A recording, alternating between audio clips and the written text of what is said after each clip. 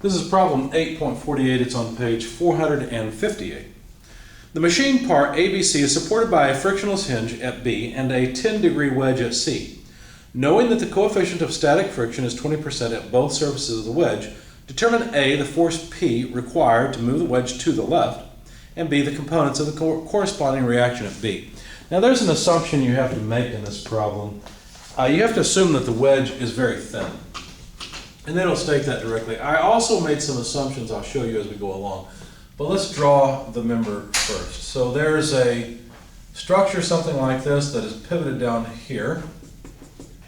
There's a 600 Newton force at the top, and then the wedge is mounted. Now I'm going to assume that the contact point for the wedge is on the same line as the pivot point. The pivot point is at B. All right, so the wedge is very thin. I'm going to draw it as such. Force P acts to the left, and the 10-degree angle is there. So then ground is something like this. Okay, so that obliterated my angle dimension, but there we go. The coefficient of friction for all the surfaces, its static friction, is 0.20. Pardon me. The spacing horizontally between this contact point and B is 250 millimeters. And then the spacing between B and the 600 Newton force is 200 millimeters. So we want to know what P is equal to. And we want to know the reactions at B. So what are Bx and By?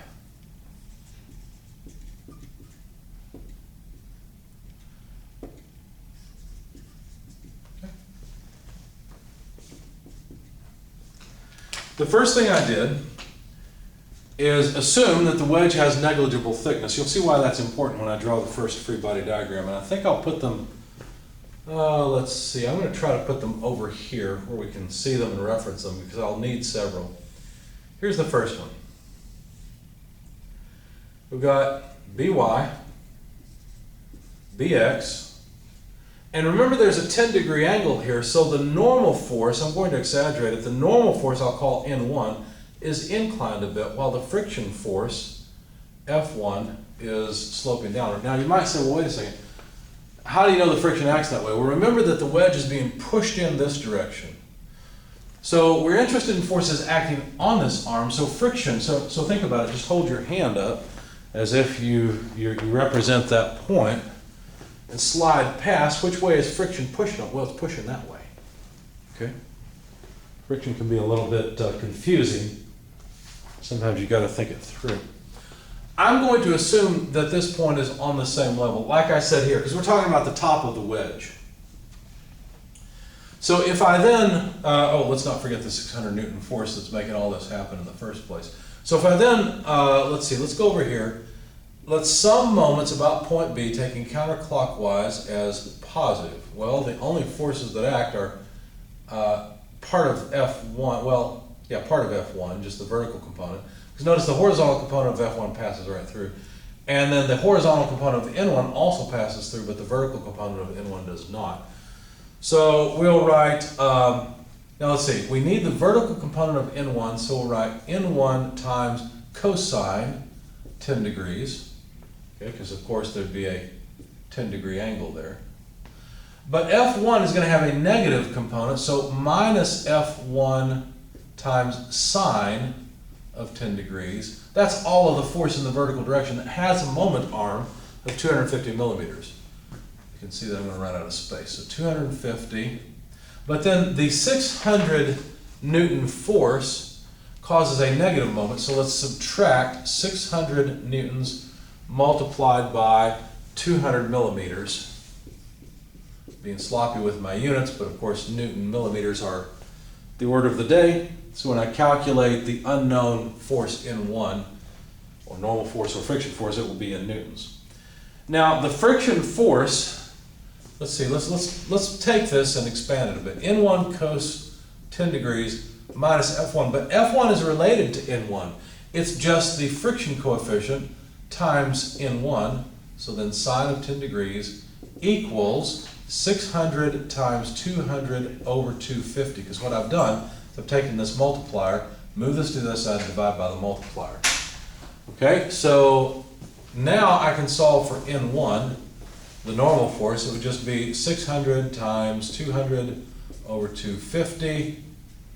These are millimeters over millimeters. That is newtons, so we end up with newtons. Divided by the multipliers on N1, just factoring N1 out. So cosine of 10 degrees from this term minus mu times sine of 10 degrees. Since we know the friction coefficient is 20%, we can calculate N1. And in fact, N1 comes out, I'll put it over here because I'm going to keep all my free body diagrams.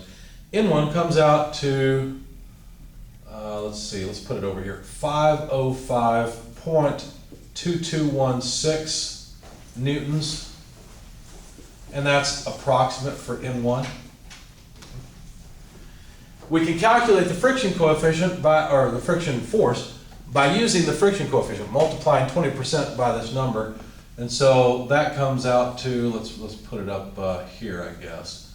F1 equals 101.0443 newtons.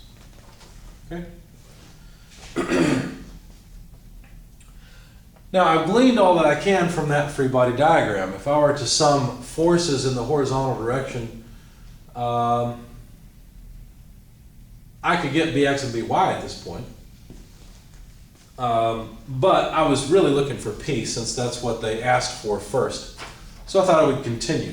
So I was thinking about taking the wedge as a free body diagram, and I began to become confused about it because you have to assume zero height, and I wanted to wait until last because there's some inconsistency in the wedge free body diagrams. But I decided that it would make most sense to continue with the overall frame. What was that called? Let's see, ABC, because this is point A up here, and this is point C over here. I think C is on the top of the wedge. They didn't really define it. I guess so, because I think D is at the bottom of the wedge. Anyway, so I decided to continue with that and now include the wedge itself. Okay, so we still have Bx, By. And now we have a new normal force that is simply vertical. I called it N2. In what direction would friction from the ground act on the wedge? Well, we're trying to push the wedge to the left, right? And the friction force would be opposite. So the friction force would resist it and try to push in that direction, because this is a force on the wedge. Okay? The wedge is trying to slide to the left, so friction must be to the right. Now, another big assumption, I assumed that force P also was on this exact same line. That assumption is not a terrible assumption. It's not great. It's not going to make much difference because P is not far off of this line, so the moment of P will be relatively small. So if we now take this new free body diagram, and again, some moments about point B, taking counterclockwise as positive, we'll have N2. Notice that since the wedge is small, it's thin, the location of F2 and P are practically the same thing. There's hardly any moment arm about B. So neither one will appear in my sum of moments equation. That means it'll be pretty simple. It consists of N2 times its moment arm of 250 minus 600 times its moment arm of 200 millimeters, and that's it. So from this I can calculate N2. I won't belabor the point, it's pretty trivial. N2 is equal to 480 newtons. And then if I take 20% of that, F2 is 96 newtons. Because remember, it's the same friction coefficient on both sides of the wedge. Well, then I realized that while I might have F2, it might be beneficial to go ahead and make a free body diagram of the wedge, at least allowing me to sum forces in the horizontal direction, which is really the critical direction. So on the wedge, friction acts this way, N2 acts this way. N1 acts this way, and think about it, if the normal force is in the opposite direction, the friction has to also be in the opposite direction for F1. My only interest here is to now sum forces in the horizontal direction on this new free body diagram and write that it's negative P plus F1x, whatever the horizontal component of F1 is, plus N1x, the horizontal component of N1, plus F2 equals 0. So basically the force P has to overcome all the friction and some of the normal force. So F1 in the x direction would be F1, let's see, cosine of 10 degrees, because that's the angle of the wedge. Plus, let's put F2 with F1. And then N1 in the x direction would just be N1 times what? Well, here's the angle, the small angle, 10 degrees, so it's a sine relationship. Sine of 10 degrees. We know all of these things. We can plug in F1. We've got it right here. We can plug in F2. We've got it right there. We can plug in N1. We've got it right there. I won't write it all out. That's a waste of time. You come out with about 283.2 newtons, and that's one of the answers they wanted us to find. Then I decided, well, I better get Bx and By. I could do it here, but that looks like a pain because I'd have to take care of the directionality of these sine and cosine. I didn't want to think about that. So I went back to this free body diagram and said, let's sum forces in the horizontal and vertical directions. If we sum forces in the horizontal direction, we've got 600 newtons plus Bx, both those act to the right, plus F2 minus P equals 0. Okay. And so Bx must be equal to P minus F2 minus 600. But we know P now, and we know F2. F2 is, let's see, right here. P is right there.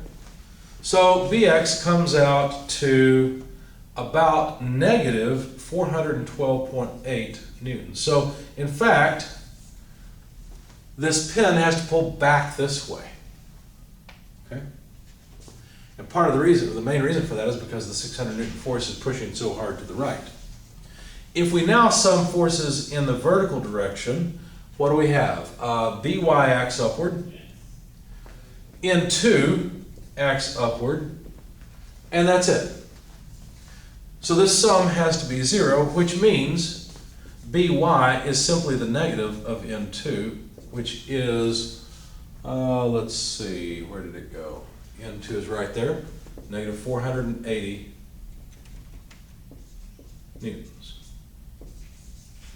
So in fact, By acts downward as well. Why is that? Well, because there's a lot of force acting up out here, trying to push the whole structure upward. Now, your intuition probably says, well, it's trying to rotate it. That's true, but the sum of forces in the vertical direction still have to equal 0. And so these two are basically just fighting each other. So that's it. We've got everything they asked for, Bx, By, and P for this problem.